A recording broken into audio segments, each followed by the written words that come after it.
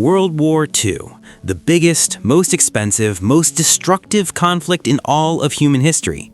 60 million people died, entire countries were flattened, and it all basically started because one man didn't get into art school. Yep, Adolf Hitler applied to the Vienna Academy of Fine Arts twice and got rejected both times. The admissions board looked at his paintings and said, not good enough.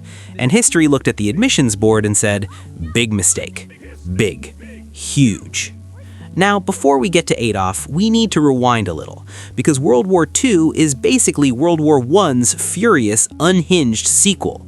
And to understand the sequel, you need to understand just how badly the first movie ended. World War I finished in 1918. Germany lost. And when Germany lost, the winners, Britain, France, and the United States, sat down in a very fancy room in France and decided to punish Germany so hard that it would never, ever think about starting a war again. They called it the Treaty of Versailles. Germany called it something unprintable. Under this treaty, Germany had to accept full blame for the war, pay absolutely enormous fines called reparations, hand over huge chunks of territory, and shrink its military down to almost nothing. Essentially, the winners took Germany, turned it upside down, shook it until everything fell out of its pockets, and then said, also, this was your fault. Sign here. Germany signed. Germany was not happy about it. So picture this. You are an average German citizen in the 1920s. You just lost a war, your country is humiliated, your money is worth so little that people are literally burning it for warmth because it is cheaper than firewood, you cannot find work, you cannot feed your family. You are angry, you are embarrassed, and you are desperately looking for someone to blame and someone to follow. Enter Adolf Hitler. Hitler had come back from World War I absolutely furious. He was a moody, intense, rejected art student who had actually found his purpose in the army. He felt alive out there. He felt important. And then Germany surrendered, and he was devastated. He genuinely could not believe it. He thought Germany had been betrayed from within. He thought someone had stabbed the nation in the back. He was wrong about that, but he was very loud about it.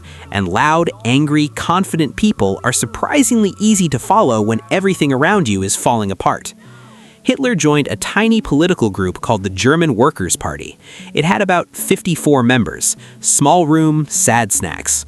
But Hitler opened his mouth and started talking, and people were absolutely riveted. He was a mesmerizing speaker. He could make a crowd feel every single emotion in the span of 10 minutes. Fear, rage, pride, hope, the whole roller coaster. The party grew. They renamed it the National Socialist German Workers' Party, the Nazis, and Hitler became their leader.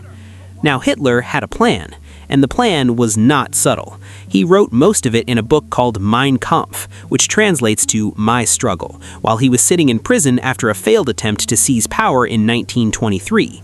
Yes, he tried to overthrow the government, failed, went to prison, wrote a book about his feelings and plans, got out, and then actually succeeded later. The warning signs were all there in bookshops. Readable bookshops. People just did not take it seriously enough. By 1933, Germany was still suffering. The Great Depression had hit. Unemployment was catastrophic, and the Nazi Party had become the largest party in the German parliament. President Hindenburg, an old man who deeply disliked Hitler but was running out of options, appointed him Chancellor of Germany. Hitler looked at this opportunity and thought, perfect, I will take it from here. Within months, he had dismantled German democracy piece by piece. He used a fire at the German Parliament building as an excuse to suspend civil liberties. He banned opposition parties. He had rivals arrested, exiled, or killed. By 1934, when Hindenburg died, Hitler combined the roles of chancellor and president and declared himself Führer, supreme leader, the whole thing. Germany was now a dictatorship and Hitler was in charge of it. And what did he want to do with this dictatorship? Well, he wanted to make Germany great again.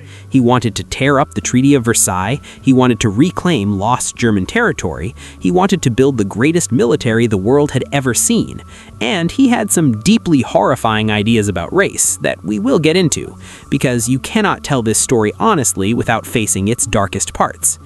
But first, the rest of Europe needed to decide what to do about this, and their answer for a while was essentially, let's just see how this goes. Britain and France were exhausted. They'd just been through the most devastating war in human history. Their populations wanted peace more than anything. Their leaders convinced themselves that if they just gave Hitler a little of what he wanted, he would calm down and everyone could get on with their lives. This policy had a name. It was called appeasement. And in hindsight, it was one of the most catastrophic miscalculations in modern history. Giving Hitler what he wanted did not calm him down. It just taught him that no one was going to stop him. He remilitarized the Rhineland in 1936. No one stopped him. He annexed Austria in 1938. No one stopped him. He demanded a chunk of Czechoslovakia called the Sudetenland, claiming Germans who lived there were being mistreated. Britain and France sat down with him in Munich and handed it over. They came home calling it peace with honor. Hitler looked at this and thought, "These people will not fight me. I can do anything." And then he invaded the rest of Czechoslovakia anyway, just a few months later, because he had absolutely no intention of stopping. Britain and France finally realized that appeasement wasn't working. They drew a line. They told Hitler that if he invaded Poland, they would declare war. Hitler looked at that line, he thought about it, and on September 1st, 1939, he invaded Poland anyway. 2 days later, Britain and France declared war on Germany. And just like that, the fuse was lit. The world's most powerful nations were now locked in a collision course. Germany had the most battle-hardened military in Europe. Britain and France had a promise and a prayer. The Soviet Union was sitting quietly in the corner doing something very suspicious, and the United States was across the ocean pretending none of this was their problem. Millions of soldiers were mobilizing, tanks were rolling, planes were fueling up, and Hitler, fresh off years of getting everything he wanted, was about to show the world exactly what he had been building toward this entire time. Because here's the thing, taking Poland wasn't the plan. Poland was just the beginning. What happens next is where this war truly explodes. The fall of France in just 6 weeks, the lone stand of Britain while the whole world watched, the brutal turning points that nobody saw coming, and the moment the entire balance of the war shifts forever. It's all in part 2, and trust me, you do not want to miss it. If you're not subscribed yet, hit that subscribe button right now because part 2 is coming very soon, and this is only going to get bigger. Drop a comment below telling me which part of World War II you want us to cover, and share this with someone who thinks they already know everything about WW2. They don't. See you in part 2.